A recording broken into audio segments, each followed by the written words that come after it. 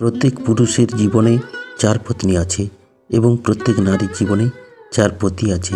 বন্ধুরা, আজকের এই কাহিনী থেকে আমরা জানব গৌতম বুদ্ধ কেন বলেছিলেন প্রত্যেক পুরুষের চার পত্নী এবং প্রত্যেক নারীর চার স্বামী আছে এবং প্রত্যেক পুরুষের প্রথম পত্নী তাঁর সুখ দুঃখের সঙ্গী হয়। এছাড়া প্রত্যেক নারীর প্রথম পতি তাঁর সুখ দুঃখের সাথী হয়।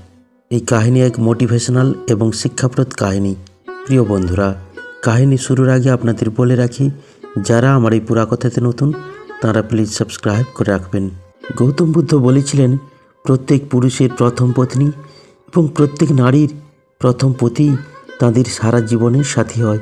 এর পেছনে এক সুন্দর কাহিনী রয়েছে। প্রাচীন ভারতের সামাজিক ব্যবস্থায় একজন পুরুষ অনেক পত্নী রাখতে পারতেন। সেই সময় কোনো এক নগরে এক ধনবান ব্যক্তির চার পত্নী ছিল। এক সময় সেই ব্যক্তি খুবই অসুস্থ হয়ে পড়লেন। অনেক বৈদ্য হাকিম সেই ব্যক্তির চিকিৎসা করলেন এবং সেই ব্যক্তি মোটামুটি সুস্থ হয়ে উঠলেন। অসুস্থ হওয়ার সময় তিনি মনে মনে ভাবলেন, এই পৃথিবীতে আজ আছি, কাল নাও থাকতে পারি, সুতরাং যতদিন বেঁচে আছি বাকি জীবনটা অরণ্যে কুটির নির্মাণ করে ঈশ্বরের আরাধনা করে কাটিয়ে দেব। কিন্তু আমার সঙ্গে আমার প্রিয় চতুর্থ পত্নীকে সঙ্গে নিয়ে যাব। এই রূপ চিন্তা ভাবনা করে সেই ব্যক্তি প্রথমে চতুর্থ পত্নীকে কাছে ডাকলেন এবং বললেন, হে প্রিয়া, তোমাকে আমি সবার থেকে ভালোবাসি, সারা জীবন তোমার খেয়াল রেখেছি। আজ থেকে বাকি জীবনটা অরণ্যে গিয়ে আমরা দুজনে ঈশ্বরের আরাধনা করে কাটিয়ে দেব। তুমি কি আমার সঙ্গে যাবে? তুমি তো বলতে, হে স্বামী, তুমি ছাড়া আমি এক মুহূর্তও বাঁচব না। চলো আমরা দুজনে একসঙ্গে ধর্মাচরণ করে কাটিয়ে দেব, যাতে মৃত্যুর পর আমরা মুক্তি লাভ করতে পারি। চতুর্থ পত্নী তখন বললেন, হে স্বামী, আমি জানি আপনি আমাকে খুবই ভালোবাসেন, কিন্তু আমি আপনার সঙ্গে যেতে পারবো না, কারণ আমার বয়সই বা কত হলো, আমি এখনও যুবতী। হে নাথ, আমি অরণ্যে থাকার কষ্ট সহ্য করতে পারবো না। আপনার দ্বারা গচ্ছিত এত ধনসম্পদ আমি ভালোভাবে ভোগ করতে চাই। আমি এখানে থেকে সুখে দিন কাটাতে চাই। চতুর্থ প্রিয় পত্নীর কথায় খুব কষ্ট পেয়ে এই ব্যক্তি তৃতীয় পত্নীকেও ডেকে একই কথা বললেন। তৃতীয় পত্নী উত্তরে বললেন, আপনি যাকে বেশি ভালোবাসতেন, আপনার চতুর্থ পত্নী, সে আপনার সঙ্গে যেতে চাইছে না, তাহলে আমি কি করে আপনার সঙ্গে যাই? আপনি কি করে ভাবলেন আমি অরণ্যে গিয়ে আপনার সঙ্গে থাকব? অরণ্যের কষ্ট আমি সহ্য করব? আপনি যদি সত্যিই অরণ্যে চলে যান, তাহলে আমি আরেকটি বিয়ে করে বাকি জীবনটা সুখে কাটাতে চাই। তৃতীয় পত্নীর কথায় খুবই মর্মাহত হয়ে এই ব্যক্তি দ্বিতীয় পত্নীকে ডেকে একই কথা বললেন। দ্বিতীয় পত্নী তখন বললেন, স্বামী, আপনি এই প্রাসাদে থাকুন, আমি আপনার সর্বদা খেয়াল রাখব। আপনাকে আমি খুবই ভালোবাসি, কিন্তু এই বিলাসবহুল প্রাসাদ ছেড়ে আপনার সঙ্গে বনে গিয়ে ধর্মাচরণ করতে পারবো না। হ্যাঁ, আপনি বনে গিয়ে ধর্মাচরণ করুন, আপনার যখন মৃত্যু হবে তখন আমি আপনার অন্ত্যেষ্টিক্রিয়া বিধিসম্মতভাবে করব, তাতে কোনো ত্রুটি রাখব না।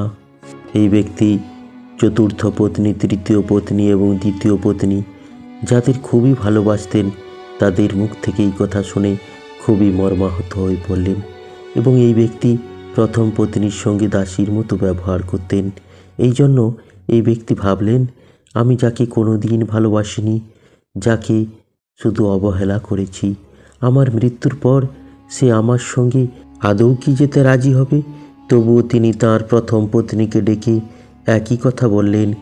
প্রথম পত্নীর সঙ্গে সঙ্গেই পতির এই প্রস্তাব স্বীকার করে নিলেন। প্রথম পত্নী বললেন, আমি আপনার সঙ্গে যাব, যা কিছুই হোক না কেন, আমি আপনার সঙ্গে সব সময়ই থাকতে চাই। আমি আপনার থেকে আলাদা থাকতে পারি না। আপনি যেখানে যাবেন আমি সেখানে যেতে রাজি আছি। এই কাহিনী বলার পর ভগবান গৌতম বুদ্ধ বললেন, এই গল্পের সারমর্ম হলো প্রত্যেক পুরুষ ও নারীর চার পত্নী অথবা চার পতি আছে এবং প্রত্যেকের আলাদা আলাদা অর্থ আছে। চতুর্থ পত্নী অর্থাৎ সাথী হলো আমাদের শরীর, যাকে আমরা দিন রাত যত্ন করি, কিন্তু জীবনের অন্তে শরীর কখনো সঙ্গে যায় না।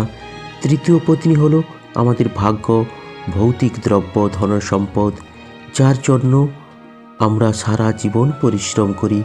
মৃত্যুর পর এই ধন সম্পদ অপরের কাছে চলে যায়।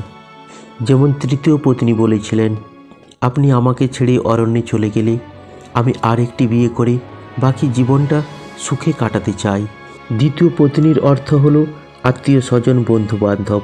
মৃত্যুর পর মাতা পিতা, ভাই বোন, বন্ধু বান্ধব, জ্ঞাতিবর্গ কেউ সঙ্গে যায় না। সবাই অন্ত্যেষ্টিক্রিয়া বিধিসম্মতভাবে করে, তারপরেই ভুলেই যায়। প্রথম পত্নী হলেন আমাদের আত্মা।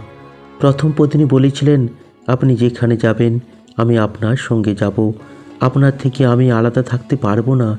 এই প্রথম পত্নীরূপ আত্মাই আমাদের মৃত্যুর পরও সাথ দেয়। এই জন্য আত্মাকে আমাদের ভালো কর্মের দ্বারা সন্তুষ্ট রাখা উচিত। এই জন্য বুদ্ধদেব বলেছিলেন, প্রথম পত্নী আমাদের সর্বদা সাথ দেয়। প্রিয় বন্ধুরা, আমার এই পুরা কথাকে এত ভালোবাসা দেওয়ার জন্য আপনাদের অসংখ্য ধন্যবাদ। ভিডিওটি যদি ভালো লাগে তাহলে একটি কমেন্ট করতে পারেন, লাইক করতে পারেন এবং বন্ধুদের শেয়ার করতে পারেন। এবং আরও নতুন নতুন ভিডিও দেখার জন্য যারা এখনও আমার এই পুরা কথাকে সাবস্ক্রাইব করেননি তারা প্লিজ সাবস্ক্রাইব করে রাখুন।